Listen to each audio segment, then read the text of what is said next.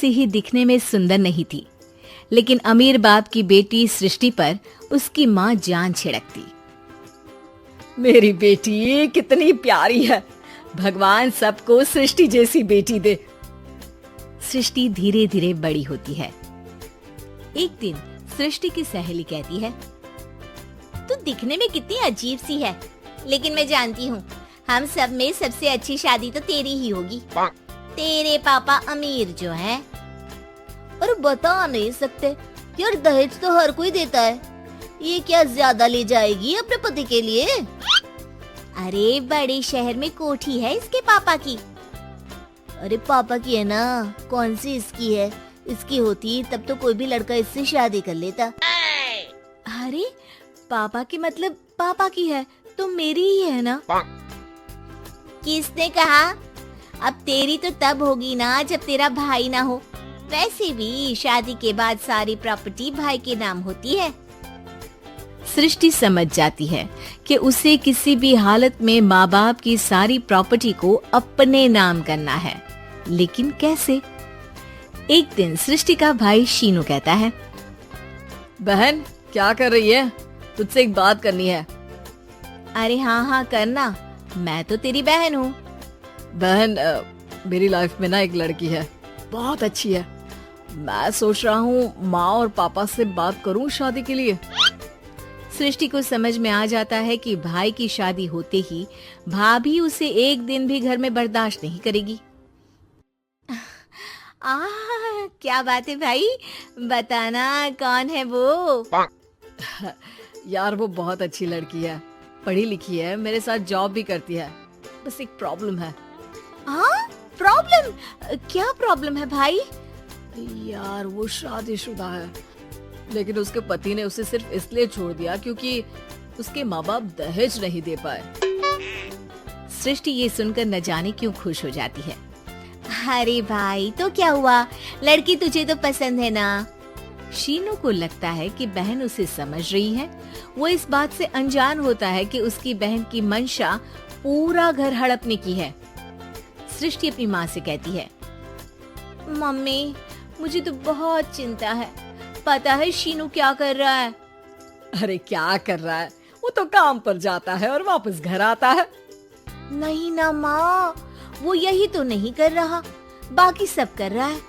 आपको पता है उससे प्यार है, और वो भी एक शादीशुदा लड़की से। ये क्या हो गया, मैं सोसाइटी में क्या मुंह दिखाऊंगी?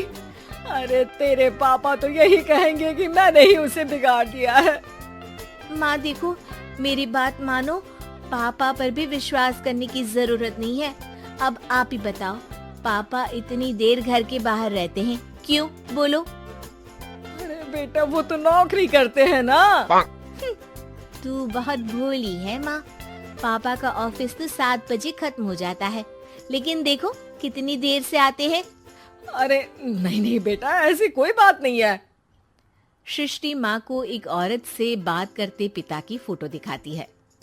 देखो माँ कैसे हैं पापा, मैं ना कहती थी कि पापा सही नहीं है। मैं तेरे पापा से बात करूंगी, दे फोटो मुझे।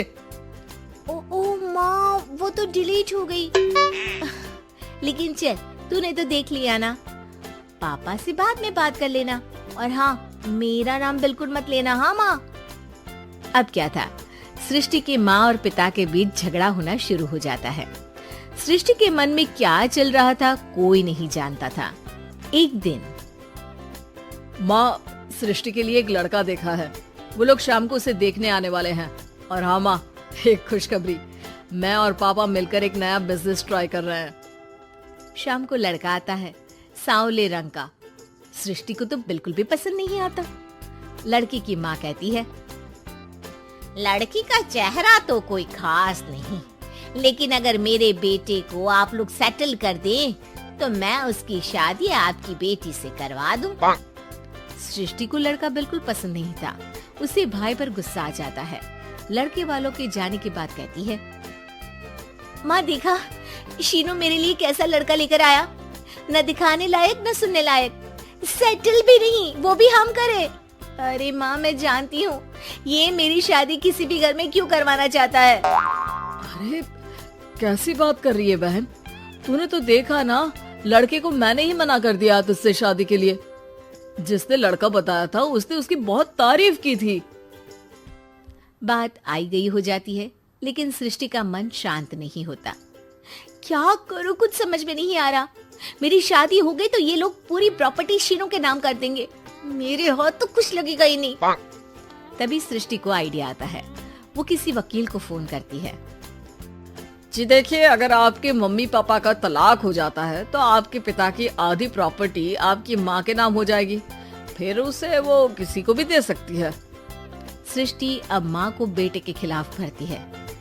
माँ, शीनू पर नजर रखा करो, वो जिस लड़की के प्यार में है ना वो शादीशुदा है।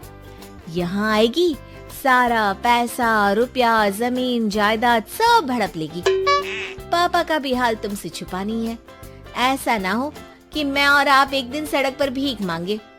हे भगवान, मैं तो जीते जी मर जाऊंगी अगर ऐसा हो गया तो। ऐसा हो गया नहीं माँ, ऐसा ही होगा। अभी समय है, आगे का सोच लो। मैं तो कहती हूँ पापा से आधी प्रॉपर्टी लेकर अलग हो जाओ। पापा की आधी प्रॉपर्टी भी हम लोगों को अगर मिल जाती है ना तो अगले 7 जन्म सफल समझो। बेचारी माँ बेटी के कहने पर पति से तलाक लेकर अलग हो जाती है। सृष्टि अब पैसों से गाड़ी और अपने दूसरे महंगे शौक पूरे करने लगी। उसके दोस्त भी उसके पैसे इस्तेमाल करते। सृष्टि, कल तुम कहाँ थी? मैं सारा दिन घर पर अकेली थी। तो मैं क्या करूं? मैंने ठेका तो नहीं लिया है ना तुम्हें संभालने का। माँ को सृष्टि से ये उम्मीद नहीं थी। वो बैठकर रोने लगती है। वहीं उसका पति यानी कि सृष्टि के पिता आ जाते हैं। मैं जानता था कि तुम्हारा यही हाल होगा, तो आपने मुझे रोका क्यों नहीं? मैं रोकता तो तुम रुकती क्या? सृष्टि के कहने पर तुमने मुझ पर अपने बेटे पर शक किया, लेकिन तुम ये भूल गई कि कैसे हम दोनों ने मिलकर जीवन में इतना सब खड़ा किया। माँ पति के गले लग जाती है। मुझे माफ कर दीजिए, मैंने आपकी कमाई का एक बड़ा हिस्सा गवा दिया। कोई बात नहीं, तुम साथ हो तो मैं ऐसी 7 प्रॉपर्टी खड़ी कर दूंगा। तभी वहाँ सृष्टि आ जाती है रोते हुए। माँ, मयंक ने मुझे छोड़ दिया।